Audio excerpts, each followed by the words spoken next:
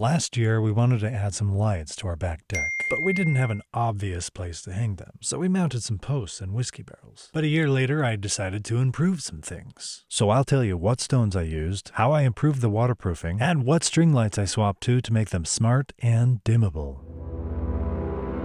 Welcome to Kyler's studio. The first problem were the teeny little pebbles that would make their way out of the barrel and into the deck. So after cleaning them up, I decided to go with these alpine white pebbles. Well, they're more like stones that won't get stuck in the deck. Now, about 6 months ago, I had a sneaky suspicion that the plywood under the rocks was rotting. So as a test, I added some waterproofing to only 2 of the barrels. So as I take these rocks out, see if you can tell which 2 barrels had the waterproofing and which did not. And what better way to do that than with a big old vacuum?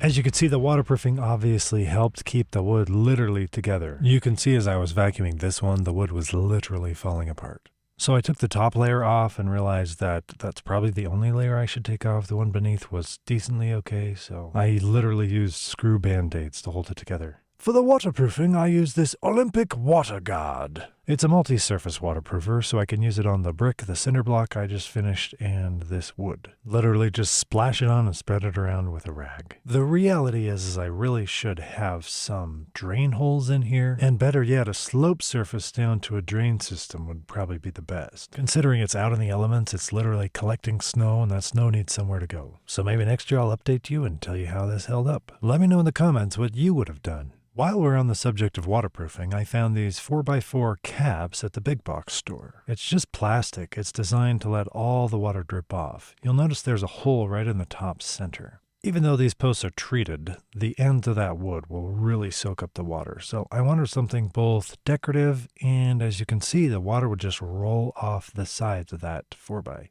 They fit on the top nice and snug, and you literally just screw it in. You'll want to use some outdoor screws with some waterproofing, or you could also just add some caulk or hot glue. Another addition for waterproofing is connecting the 2 plugs with this waterproof casing. Just grabbed it on Amazon. It's nice because it fully wraps around the cord and snaps together so you can take it apart later if you need to. Now on the inside I use zip ties to wrap around the cords and then 2 zip ties to wrap the 2 cords together so you cinch them tight and there's no way that those are coming apart. I did this especially because it's on a long line, probably about 25 feet or so. So that takes all the tension off. Then I just snap it together and it's both tensioned on the inside and wrapped waterproof on the outside. Snap closed and finished. Okay, one more thing for tension security. I took these eye bolts and screwed them into the top of the 4x and then tied them down like guy wire strings. I just used paracord and tied them down to the deck so they were more secure. All right, 15 seconds to get these stones in, and then we'll talk about smart lighting.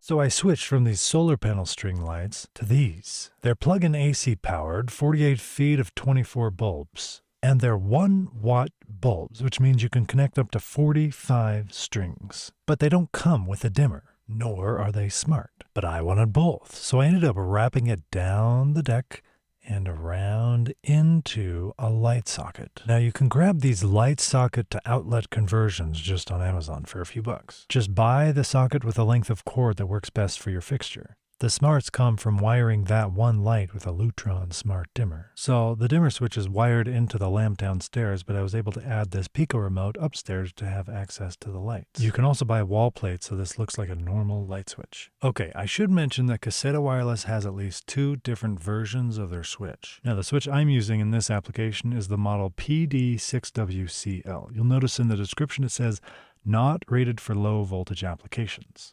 This is a low voltage application considering each of the bulbs is 1 watt. So when I turn mine all the way off, there's still a little glow in each of the bulbs, supposedly to keep the Wi-Fi running in the switch. Now, if you really want off to be completely off, look at this switch. It's $120. It's the version PD5NE. So if you look at this description down here, it says 10 watt minimum load required. So in theory, with one string, less than 10 bulbs, it should go dark when you turn it off. Another workaround could be to plug in a higher wattage light bulb in one of the sockets. But the very dim offsetting is fine with me. I'd rather spend the money on 2 switches. I love this because I can dim the lights from either upstairs or downstairs, from my phone, from a Schmexa, from my watch. And why is this cool? Well, because I can be sitting out here and have it be nice and bright for a happy little party or transform the mood for a relaxing evening. Overall, the changes and improvements were well worth the time. I know the lights aren't perfect and they're not permanent, and that's part of the benefit. If we want to take this when we move, we absolutely can. If we want to add additional strings throughout the yard, easy as pie. We can even add an extension cord for a gap to make it out to the fire pit or the shed. And don't worry, Yoda's fairy garden is doing quite well out in the stone system. Kyler's Studio.